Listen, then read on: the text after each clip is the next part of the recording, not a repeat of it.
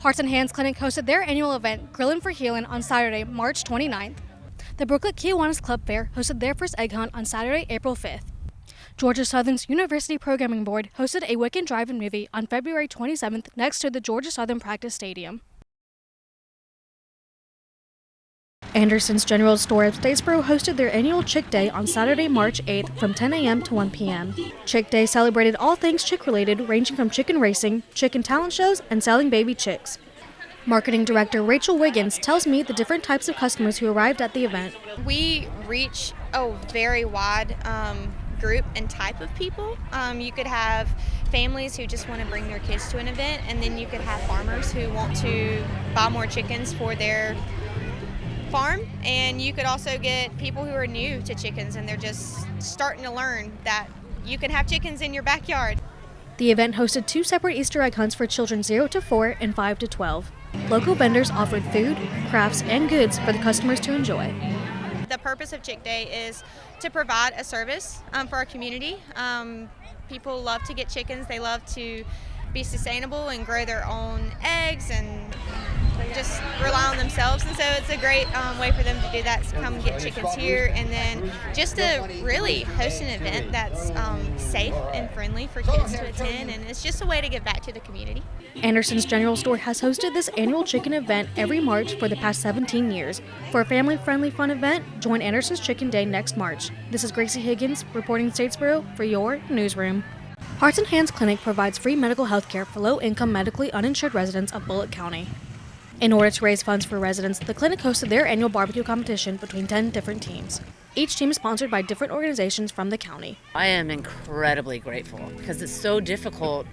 There's so many nonprofits in Bullitt County, and each group, we're all trying to have our own fundraiser, and we all work together to help the same people. Everybody really just comes together and just for a cause that's beyond us. David Kennedy has participated each year and has told me he and his family continue to give back as much as they can. It's a fun time. It's like a big tailgate without a football game to go into. So it's a great time. They got the bands going, so they put on a great show. But again, the Hearts and Hands Clinic is such a wonderful organization. And this is all a fundraiser for it. 100% of the proceeds go to it. So it's an amazing thing. It helps underprivileged people that need health care. David tells me his favorite part of this event is the food and community involvement it brings. So many people there's college students here and there's grandparents here and everywhere in between. You know, my daughter's here, and we get to have just a great family time with everybody involved. Each year, about $30,000 to $35,000 is fundraised with a total of $100,000 over the past 4 years. Hearts and Hands Clinic hosts this event every year to raise funds for adequate health care for those in need. This is Gracie Higgins reporting Statesboro for your newsroom.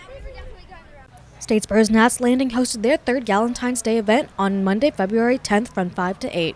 Nats offered customers deals off drinks in true flight form. Kind of do it, just have like a fun little girls' night up here and everything, but everyone's still more than welcome to come up and enjoy it.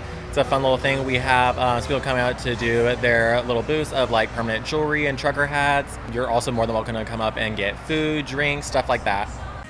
Nats Landing partnered with Shop Heart Designs for customers to browse items. Items included permanent jewelry, trucker hats, and a charm bar. Workers Gabby Pace and Holly Youngblood had the day off, so they were able to attend this event as a way to relieve stress.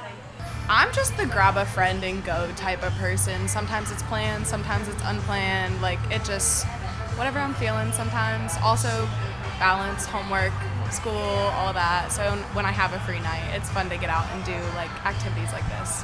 Manager Jacob Harris tells me he looks forward to this event every year because of the morale it builds for the staff and fun it brings to the customers. I know in the past they've had a good time doing it, so I think a lot of people just enjoy it as well. And our workers come up here even on their days off to come and enjoy it too. Last year we did Monday night bachelor nights and everything, and we do it with wine deals and everything. Kind of gets the good vibes going and everything for this little time. Gets people in the mood for Valentine's Day and all that.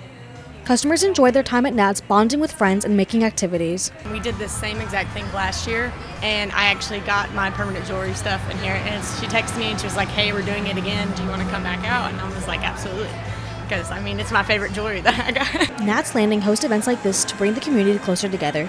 If you and your girlfriends want a fun night, come out next time for Galentine's. This is Gracie Higgins reporting Statesboro for your newsroom. Statesboro Tree Board partnered with Statesboro's Food Bank to celebrate Arbor Day with a ceremonial tree planting. Members of the community were encouraged to donate canned food items so they could be placed in a lottery for a free fruit tree. The trees were being planted at the food bank. We decided, let's kind of make it to help the food bank too while we're at it. So it was kind of an Arbor Day event to plant some trees. We're calling Planting for the Future, and also to bring awareness of where the food bank was, as well as bring food for the community. Statesboro's Tree Board Chair Member Sean Diddy tells me the collaboration with Statesboro Food Bank was a good way to reach out to the community and show the importance of planting trees. It was so nice this year to see more people, because last year we had gotten the word out, but I felt like this year, and with it being at the food bank too, I felt like they also had people that were coming to support it. So it was nice just to see everybody coming together to help with this, to help with the event. Statesboro's STEAM Academy has a community-based event every month they abide by. Teacher Veronica Corbett brought some of her students to volunteer their weekend to help set up for this event. Girl Scouts and anyone at the event were encouraged to help plant the tree. It was just fun. They were just excited. And I want people that are excited, and we need the people that are younger to know how important trees are, how to properly plant them, as well as just how cool they are. This ceremonial tree event was brought to you by Statesboro Tree Board. If you or a community member want to get more involved, contact the City of Statesboro Tree Board. This is Gracie Higgins reporting Statesboro for your newsroom. Hurricane Helene swept through Statesboro, leaving the town in shambles. But that didn't stop the community to provide resources for those affected. On September 30th, Pittman Park United Methodist Church partnered with Second Harvest Mission of Coastal Georgia and Feed the Borough to host a limited emergency food drop. Items consisted of ready-to-eat food, canned chicken, and water. The goal of this was to provide food to families who have no other sources.